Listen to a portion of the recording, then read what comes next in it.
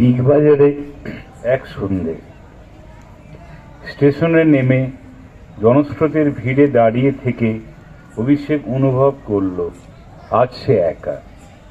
বাইরে এসে সে দেখল বিস্ফোট রঙের আকাশ ক্রমশ বিষাদ নীল হয়ে উঠেছে। পকেটে ভাঁজ করে রাখা খবরের কাগজটা বের করল সে। 3 নম্বর পাতায় চোখ রাখে কিছুক্ষণ। বারবার একটা খবরই পড়ে, তরুণীর আত্মহত্যা, সহবাসের পর প্রেমিকের অস্বীকার, বিয়ে করতে অরাজি হওয়ায় তরুণী গলায় ফাঁস লাগিয়ে আত্মঘাতী হয়েছে। প্রাথমিক তদন্তে পুলিশের অনুমান তরুণী অন্তঃসত্ত্বা ছিল। সকালে পেপারে এই খবরটা পড়ার পর থেকেই তার সবকিছু গোলমাল হয়ে যাচ্ছে, ছিন্ন ভিন্ন হয়ে যাচ্ছে তার স্নায়ু। অভিষেক বিড়বিড় করল, বোকা মেয়ে, হদ্দ বোকা। আজ তার কোনো বিশেষ গন্তব্য নেই, কোথাও একটা গেলেই হয়। পা চালিয়ে হাঁটা শুরু করে অভিষেক। বিগ বাজার এখান থেকে হাঁটা পথে বড়জোর 10 মিনিটের রাস্তা। আজ সময়ের কোনো দাম নেই তার কাছে, জীবনের দামও হয়তো আর থাকবে না। বিগ বাজারে পৌঁছে অভিষেক স্বস্তি নিঃশ্বাস ফেলল। এখানে আলোর বর্ণমালা, হাসি মুখের মিছিল আর উৎসবের গান মন ভালো করে দেয়, সব ভুলিয়ে রাখে। শুধু একটাই সমস্যা, পকেটে যথেষ্ট টাকা না থাকলে নিজেকে কেমন কাঙাল লাগে। আজ অবশ্য তার কাঙাল হওয়ারই দিন। কোনো স্টোরেই যাবে না অভিষেক। সে সিঁড়ি বেয়ে টপ ফ্লোরে ওঠে। ফুড কর্নারে একটাও টেবিল খালি নেই। জায়গাটাই রঙিন সন্ধে লাভার্স প্যারাডাইস হয়ে গিয়েছে। কয়েকটি পরিবার বসে থাকলেও যুগলের সংখ্যাই বেশি। অবিশ্রান্ত কথার মূর্ছনা চারপাশে। একা বোকা সেজে দাঁড়িয়ে সে। এভাবে থাকা ভীষণ অস্বস্তিকর ভেবে সে 1 কাপ কফি নিল। চুমুক দিতেই শ্রীলেখার কথা মনে পড়ল তার। শ্রীলেখা কখন আসবে বলেছিল যেন? 7টা? তাই হবে হয়তো। শ্রীলেখা আজ বরং দেরি করে আসুক, অন্তত এই প্রতীক্ষা মনে রাখার মতো হোক। হাতের মুঠোয় ফোন থাকলেও অস্থিরতায় সে জানতে চাইবে না আর কতক্ষণ। একটা চেয়ার খালি হতেই বসে পড়ল অভিষেক। বসার পরই সংজ্ঞাহীন অসুখ ফিরে আসে। সকাল থেকে এই অসুখ বড্ড তাকে জ্বালাচ্ছে। আলো, কোলাহল, গান সব ছাপিয়েও অন্ধকার সুড়ঙ্গে হারিয়ে যেতে থাকে অভিষেক। অনেকক্ষণ পরে মাথা তুলে চেতনার জগতে ফিরে আসে সে। ঘড়ি দেখে, 7টা বাজতে 10 মিনিট বাকি।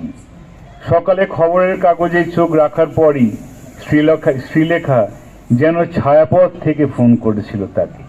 হ্যালো, আজ একবার দেখা করবে? কোথায়? বিগ বাজারে। ফুড কর্নারে থাকবো। এত মানুষের মাঝখানে ভিড়ের মধ্যে দেখা করতে চাইছো কেন? দূরে দেখা করাই নিরাপদ, বাড়িতে জেনে গিয়েছে। খুব অশান্তি চলছে। ভয় লাগছে? ও প্রান্তে রিনরিনে হাসি। যা বলবো তাতে তোমার বরং ভয় লাগবে। দেখা যাক তোমার সাহস কতখানি। সারাটি দিন সে আচ্ছন্ন থেকেছে।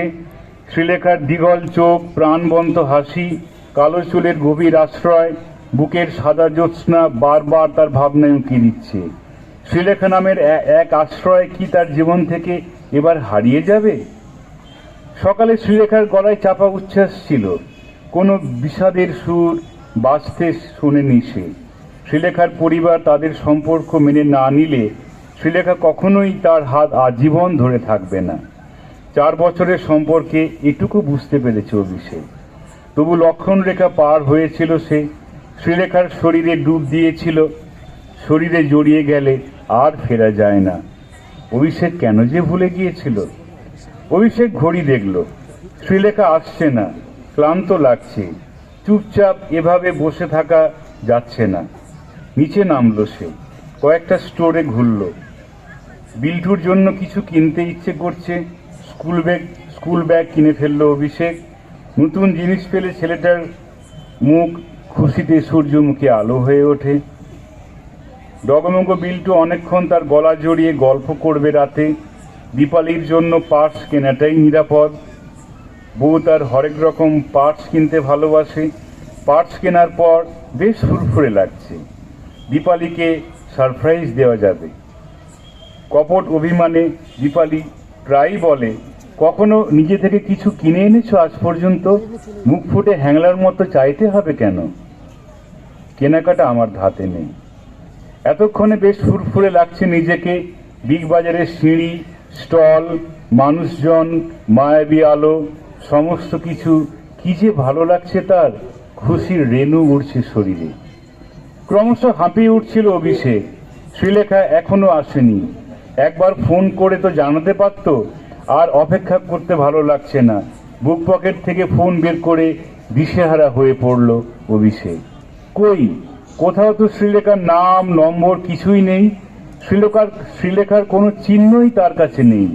এখন কিভাবে সে খুঁজে পাবে? শ্রীলেখার বাড়িও যে তার মনে পড়ছে না। হ্যাঁ, এবার মনে পড়েছে। হাজার আলোকবর্ষ দূরে কোনো ছায়া পথে অচেনা তারার পাশে শ্রীলেখার নতুন বাড়ি। ফোনটা বাজছে। অভিষেক আচ্ছন্নভাবে বলে, হ্যালো, এত দেরি করছো কেন? দেরি? কোথায় তুমি? আমি বিগ বাজারে। কতক্ষণ ধরে অপেক্ষা করছি। মানে, বিগ বাজার যাবার কথা কখন বললাম আমি? ওখানে কি করছো তুমি? আমাকে আসতে বলে নিজেই ভুলে গেলে? এটা ঠিক হচ্ছে শ্রীলেখা? আমি দীপালি বলছি। গলা পর্যন্ত চিনতে পারছো না? শ্রীলেখা কে? অভিষেক কাতর গলায় বলে, শ্রীলেখা আজ ডেকেছিল, জরুরি কথা ছিল। তারপর আর সারা শব্দ নেই। যোগাযোগ করা যাচ্ছে না। তুমি শ্রীলেখার নম্বর জানো? প্লিজ মেসেজ করে দাও। রাগ করো না। শেষ দেখা, একবার অন্তত ওর সঙ্গে দেখা হওয়া দরকার। ফোনের ওপ্রান্ত স্তব্ধ হয়ে আসে। সন্ধ্যের মুখাগ্নি সেরে রাত নেমে আসে। বিগ বাজার বন্ধ হবার সময় এগিয়ে আসে। অভিষেক রিক্ত পায়ে বেরিয়ে আসে ব্যস্ত রাস্তায়। শ্রীলেখা ফাঁকি দিল শেষ পর্যন্ত। তবে কি প্রবল ভালোবাসায় কোথাও ফাঁকি ছিল? সবকিছু ভুলে যেতে হবে। আবার ফোনটা বাজছে। ও প্রান্তে দীপালির উদ্বিগ্ন গলা, বাড়ি ফিরে এসো তাড়াতাড়ি। অভিষেক বলল, শ্রীলেখাকে পেলাম না। শেষবারের মতো দেখা হলো না। ও এভাবে ফাঁকি দেবে, দূরে চলে যাবে ভাবতেও পারিনি। শেষবারের মতো দেখতে ইচ্ছে করছিল। ভাবছিলাম বাড়ি চলে যাব। ওর বাড়ি কিছুতেই খুঁজে পাচ্ছি না। ঘুরে ফিরে শ্মশানের রাস্তায় চলে যাচ্ছি বারবার। আচ্ছা, একা খুঁজে পাবে না। তুমি বরং স্টেশনের সামনে দাঁড়াও। আমি না যাওয়া অবধি ওখানেই চুপচাপ দাঁড়িয়ে থাকবে, কোথাও যাবে না, বুঝেছো? দীপালি তড়িঘড়ি বেরিয়ে রাস্তায় দাঁড়ায়। অভিষেকের বন্ধু নীলেশকে ডেকেছে একটু আগে। সে গাড়ির বন্দোবস্ত করেছে। বিগ বাজার পাশের শহরে 22 কিলোমিটার পথ। দ্রুত সেখানে পৌঁছতে হবে। নীলেশ সঙ্গে যাবে। গাড়িতে বসে ঘামতে থাকে দীপালি। কি যে হলো ওর! আপনি কিছু জানেন? শ্রীলেখা বলে কারোর সঙ্গে ওর সম্পর্ক আছে? নীলেশ অবাক। কখনো তোমাকে বলেনি? দীপালি তেতো মুখে বলে, পুরনো সম্পর্ক নিশ্চয়ই ফিরে এসেছে। নীলেশ ম্লান হাসে। ফিরে আসার কোনো প্রশ্নই নেই। ওই দুর্ঘটনার জের যদিও অনেকদিন ওর মধ্যে ছিল, কাটিয়ে উঠেছিল। না হলে অন্তত একবার শ্রীলেখার নাম ওর মুখে শুনতে। দুর্ঘটনা? অনেকটা সেরকমই। এতদিন বাদে শ্রীলেখার জন্য হাপিত্যেশ করা খারাপ সিগন্যাল মনে হচ্ছে। দীপালি হাই রোডের পাশে পড়ে থাকা অন্ধকার মাঠঘাট দেখছিল। নিউরো সাইকিয়াট্রিস্ট ডক্টর আচার্য সব শুনে বলেন, স্ট্রেঞ্জ। আগে কখনো আপনার হাজবেন্ড এমন অস্বাভাবিক আচরণ করেছিলেন? না, শুধুমাত্র সেদিনই। ও সেদিন যেন বাস্তবে ছিল না, কেমন এক ঘোরের মধ্যে ছিল। কোনো প্রশ্ন করেছিলেন? জানতে চেয়েছিলেন কিছু? ও কথা বলার অবস্থায় ছিল না। ঘোলাটে চোখে তাকিয়েছিল, বিড়বিড় করছিল খালি। ডক্টর আচার্য নীলেশের দিকে তাকালেন। আপনি বললেন যে শ্রীলেখা 11 বছর আগে মারা গিয়েছেন। কিভাবে? সুইসাইড। কারণ? পোস্টমর্টেম রিপোর্টে জানা গিয়েছিল প্রেগন্যান্সির কথা। অভিষেকের বিরুদ্ধে এফআইআর করার কথা ভেবেছিলেন শ্রীলেখার পরিবার। পরে ওনারা পিছিয়ে আসেন পারিবারিক সম্মানের কথা ভেবে, ছোট মেয়ের বিয়ের সময় সমস্যা হবে বলে। আপনার বন্ধুর বক্তব্য কি ছিল এই ব্যাপারে? নীলেশ বলে, কখনো মুখ ফুটে কিছু বলেনি। ও অনেকদিন মানসিক অবসাদে ভুগেছিল। স্বাভাবিক হওয়ার পর তাই কোনো প্রশ্ন করিনি। ডক্টর আচার্য বললেন, ওনাকে একবার ডাকুন। হ্যাঁ, ডেকে আনছি। অনেক বুঝিয়ে নিয়ে এখানে এখানে আসতে আসতে পেরেছি। ডক্টর আচার্য মৃদু হেসে অভিষেককে প্রশ্ন করেন, বিগ বাজারে গিয়েছিলেন গতকাল? হ্যাঁ। কেন গিয়েছিলেন? ইচ্ছে হয়েছিল।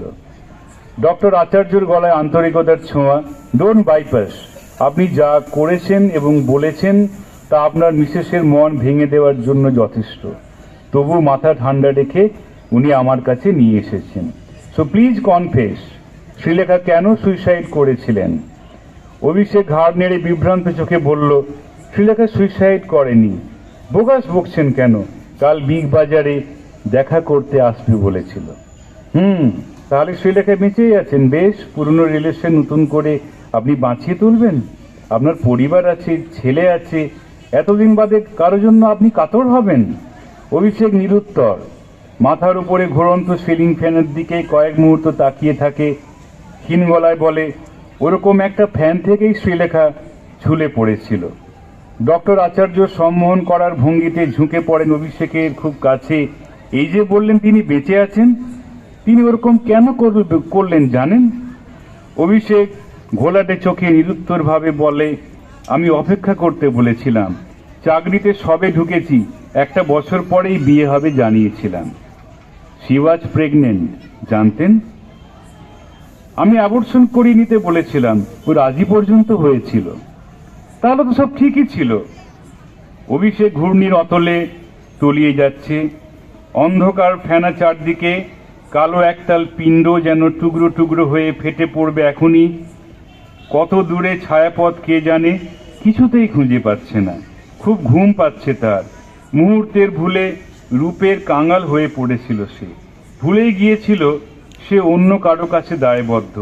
কেউ জানে না, শুধু সে জানে রূপের টানে ভেসে গিয়েছিল সে। শ্রীলেখার সাদা মাটা তুলনায় বিদীপ্তার আকর্ষণ অবাধ্য চোরাটান তার কাছে থাকলে বড় সুখ। কিভাবে যেন রটে গেল সে আর বিদীপ্তা দূরে কোথাও এক হোটেলে রাত কাটিয়েছে। বিদীপ্তার আবেদন খুব তীব্র ছিল, উপেক্ষা করতে পারেনি সে, তবে চুম্বন আশ্লেষের বেশি এগোয়নি সে। তবু সেই রটনা কানে পৌঁছেছিল শ্রীলেখার। শ্রীলেখা নিজেকে সরিয়ে নিল চিরদিনের মতো। বোকা মেয়ে, হদ্দ বোকা। কাউকে সে কথা বলতে পারেনি কখনো। শ্রীলেখা চলে যাওয়ার পর হুঁশ ফিরেছিল। ঘুমের ওষুধে আচ্ছন্ন থেকেছিল রাতের পর রাত। একটা বছর লেগেছিল স্বাভাবিক হতে। ডক্টর আচার্য ডেকেই চললেন, মিস্টার মিত্র, শুনতে পাচ্ছেন? কিছু বলুন। অভিষেক শুধু শুনতে পাচ্ছিল হরিবোল ধ্বনি। বহুদূর থেকে ভেসে আসা সেই ধ্বনি সমুদ্রের ঢেউ হয়ে আছড়ে পড়ছিল তার শরীরে।